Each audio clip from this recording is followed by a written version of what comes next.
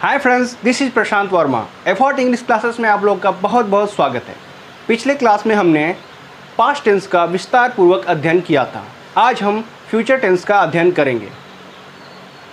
Future मतलब भविष्य, हमारा आने वाला कल, जिसके बारे में हम केवल कल्पना ही कर सकते हैं। हम फ्यूचर के बारे में श्योर नहीं होते हैं। None can predict the future. चलिए आते हैं फ्यूचर टेंस पे। तो जिस तरह से जो है प्रेजेंट टेंस और पास्ट टेंस के 4 प्रकार होते हैं, उसी प्रकार से फ्यूचर टेंस के भी 4 प्रकार होते हैं। तो आते हैं पहले प्रकार पे, फ्यूचर इंडेफिनिट टेंस। इसकी आइडेंटिफिकेशन जान लेते हैं, इसकी पहचान कि हम कैसे इसको पहचानेंगे।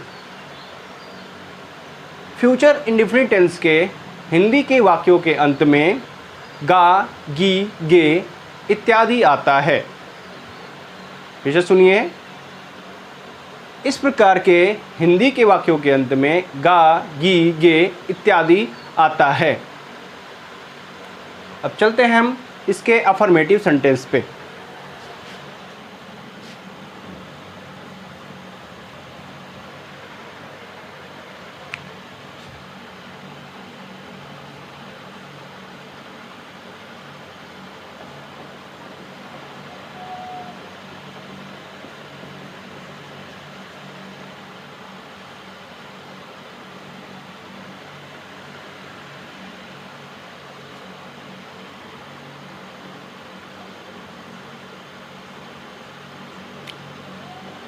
मैं कल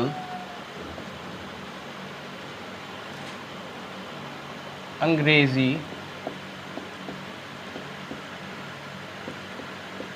सीखूंगा।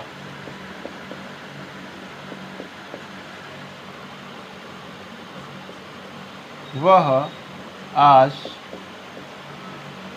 फिल्म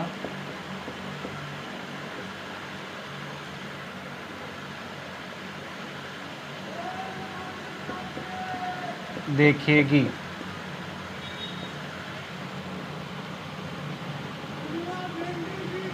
करण शाम को क्रिकेट खेलेगा।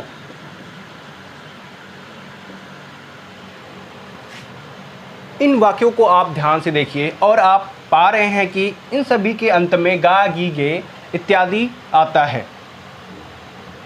तो इससे ये पता चलता है कि ये फ्यूचर इंडेफिनिट टेंस है। तो इसका रूल जान लेते हैं। सबसे पहले इसका रूल जान लेते हैं। अगर आपका सब्जेक्ट आई या वी हो तो आप हेल्पिंग वर्ब शैल का प्रयोग करेंगे।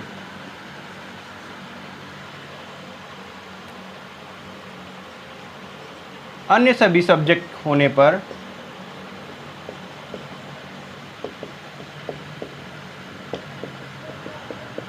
हेल्पिंग वर्ब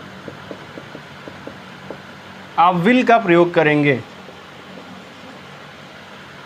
सुनिए ध्यान से, अगर आपका सब्जेक्ट आई और वी है तो आप हेल्पिंग ऑफ शैल का प्रयोग करेंगे। और अन्य कोई भी सब्जेक्ट हो, चाहे वो कोई भी हो, चाहे सिंगुलर हो, चाहे प्लूरल हो, चाहे वो ही, सी, कुछ भी हो, तो उसके साथ हम हेल्पिंग वर्ब विल का प्रयोग करेंगे। एक बार फिर से सुनिए, अगर आपका सब्जेक्ट आई और वी है तो हम हेल्पिंग ऑफ शैल का प्रयोग करेंगे। अन्य कोई भी सब्जेक्ट हो, चाहे वो सिंगुलर हो, कोई प्लूरल हो या कोई नेम हो, तो उसके साथ हम विल का प्रयोग करेंगे। चलिए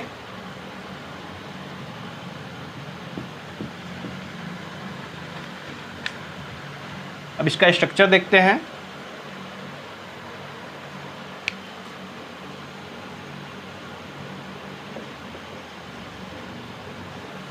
सबसे पहले हम सब्जेक्ट, देन विल और shall, according to subject, then main verb की पहली फॉर्म। फ्यूचर इंडेफिनिट में हम मेन वर्ब की फर्स्ट फॉर्म का प्रयोग करते हैं, देन ऑब्जेक्ट, देन ईटीसी। पहले वाक्य को ट्रांसलेट करते हैं। ये बहुत ही आसान होता है। मैं कल अंग्रेजी सीखूंगा। आई शैल, आई हो गया सब्जेक्ट, यहाँ पे शैल हमने लगाया, सीखना, लर्न मी1 हो गया, और क्या, इंग्लिश। आई शैल लर्न इंग्लिश, इंग्लिश आपका ऑब्जेक्ट हो गया। ईटीसी कल, जो कल है वो ईटीसी में आ जाएगा, टुमारो। तो इस तरह से आपका सेंटेंस ये बन गया। आते हैं सेकेंड सेंटेंस पे। वह आज फिल्म देखेगी। सी, यहाँ पे हेल्पिंग वर्ब सी है इसलिए यहाँ पे विल आएगा। यहाँ पे आपका सब्जेक्ट सी है इसलिए हेल्पिंग वर्ब विल आएगा। She will watch movie today. Third पे आते हैं। करण शाम को क्रिकेट खेलेगा। करण, इसके साथ विल लगेगा क्योंकि जो है सिंगुलर है, नेम है। करण विल, अब मेन वर्ब की पहली फॉर्म प्ले, और क्या, क्रिकेट। कब, शाम को, एट इवनिंग या in the evening.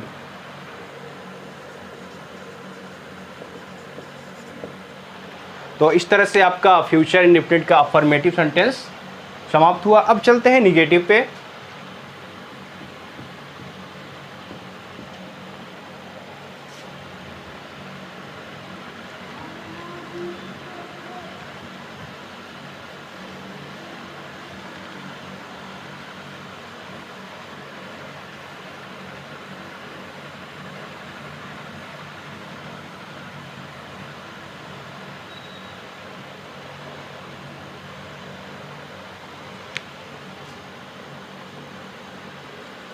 Negative sentence,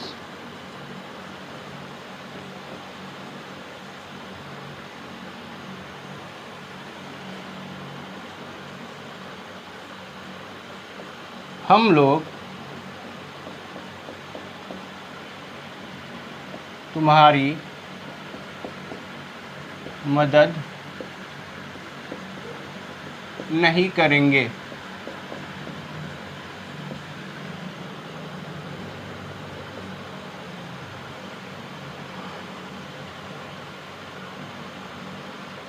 बच्चे होमवर्क पूरा नहीं करेंगे। इन वाक्यों को बनाते हैं। तो स्ट्रक्चर क्या होगा इसका? सबसे पहले आप सब्जेक्ट लिखेंगे, देन विल और शैल आपकी हेल्पिंग वर्ब जो है, then not, MV1 object, then ETC। ये बनाना बहुत ही आसान होता है। बनाते इसको, वी के साथ शैल लगेगा, और देखिए यहाँ पे नॉट है तो नॉट लगाएंगे। मेन वर्ब की पहली form help, you, we shall not help you. Second, हम लोग कहें या हम कहें, बात एक ही है। बच्चे होमवर्क पूरा नहीं करेंगे, द चिल्ड्रेन, इसके साथ जो है विल नॉट लगाएंगे।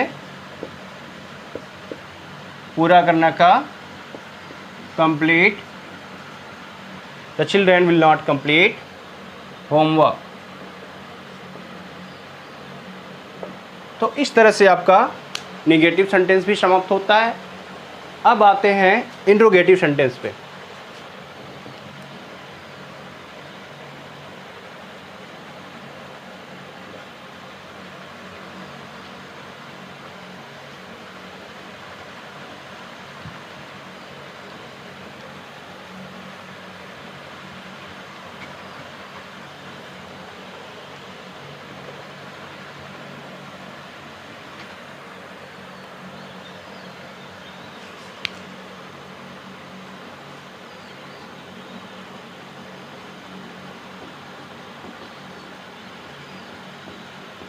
इंट्रोगेटिव सेंटेंस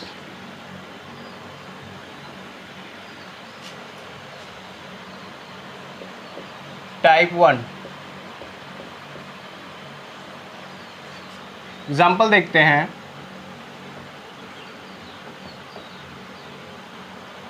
क्या तुम मेरी मदद करोगे? सेकंड, क्या वैज्ञानिक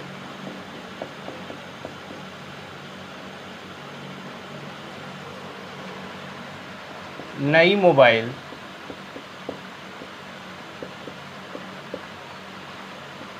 नहीं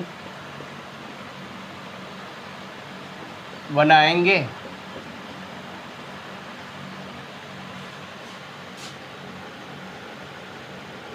क्या वे लोग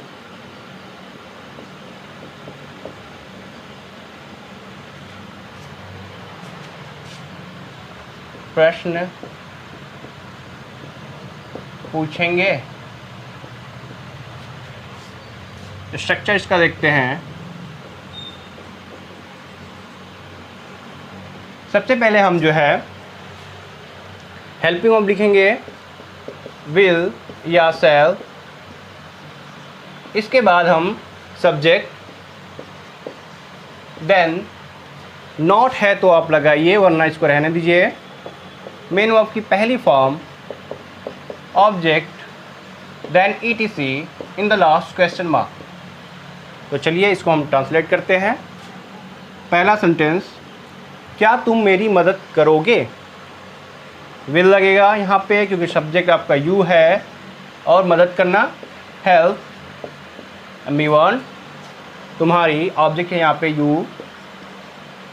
तो इस तरह से आपका सेंटेंस बन गया। सेकंड, क्या वैज्ञानिक नई मोबाइल नहीं बनाएंगे? Will the scientists not invent बनाना या आविष्कार करना, इन्वेंट नई mobile, new mobile. Will the scientist not invent new mobile. आते हैं तीसरे पे, क्या वे लोग प्रश्न पूछेंगे? विल क्योंकि यहाँ पे सब्जेक्ट आपका दे है, सब्जेक्ट हो गया विल दे। अब मेन वर्ब की पहली फॉर्म आस्क, और क्या ऑब्जेक्ट क्या है आपका? प्रश्न, विल दे आस्क क्वेश्चंस। तो इस तरह से आपका टाइप 1 समाप्त होता है। अब चलते हैं टाइप 2 पे।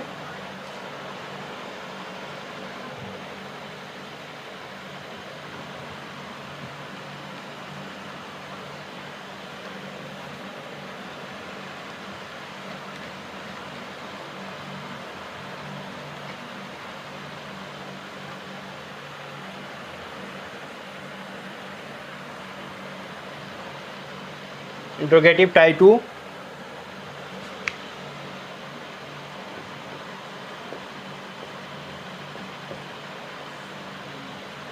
पहला, वह आज रात में कब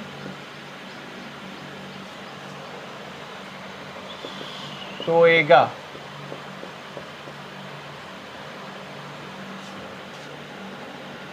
बच्चे इस कार्य को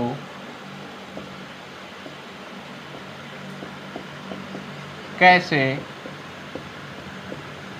करेंगे?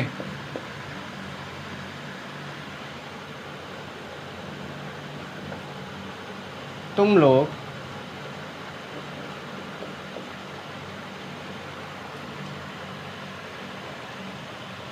बाजार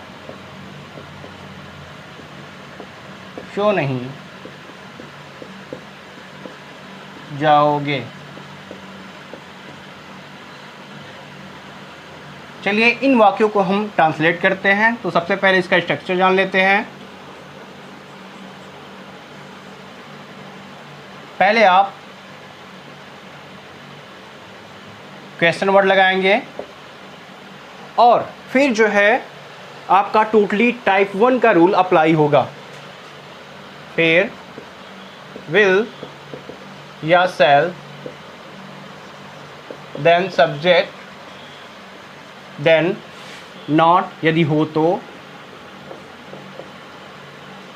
मेन वर्ब की पहली फॉर्म, ऑब्जेक्ट, देन ईटीसी। देखिए टाइप 1 और टाइप 2 के वाक्यों में इतना ही डिफरेंस होता है कि टाइप 2 में जो आपका क्वेश्चन वर्ड है वह पहले आ जाता है और जो रूल है, नियम जो है वह टाइप 1 का ही अप्लाई होता है। पहले सेंटेंस को बनाते हैं। वह आज रात में कब सोएगा, क्वेश्चन वर्ड व्हेन। अब हो गया, अब वह है इसलिए यहाँ पे विल, सब्जेक्ट आपका क्या है, ही। व्हेन विल ही सोना, मेन वर्ब की पहली फॉर्म, स्लीप। आज रात में, तो आज रात का टू नाइट, ये आपका ईटीसी आ गया। सेकंड, बच्चे इस कार्य को कैसे करेंगे, हाउ विल द चिल्ड्रन। अब करना, डू, इस कार्य को, दिस वर्क। थर्ड पे आते हैं, तुम लोग बाजार क्यों नहीं जाओगे, वाई। अब यहाँ पे विल लगाएंगे क्योंकि सब्जेक्ट आपका क्या है, यू। अब देखिए यहाँ पे नॉट भी आया है तो सब्जेक्ट के बाद हम नॉट लगाएंगे। और जाना, मेन वर्ब की पहली फॉर्म, गो। और कहाँ पे, बाजार, to market. The last question mark, why will you not go to market. इस तरह से आपका फ्यूचर इंडेफिनिट टेंस समाप्त होता है। अब जो है एक्सरसाइज के लिए कुछ एग्जांपल्स नोट कर लीजिए। वह मेरी आज्ञा का पालन करेगा। छात्र आज गणित नहीं हल करेंगे। नेक्स्ट, क्या तुम लोग मुंबई जाओगे। नेक्स्ट, क्या मेहमान खाना नहीं खाएंगे। अगला लिखेगा, हम लोग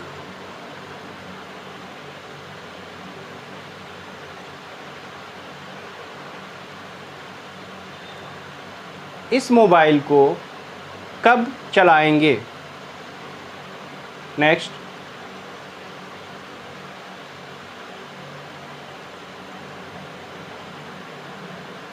तुम्हारे पिताजी तुम्हें पैसा क्यों नहीं देंगे।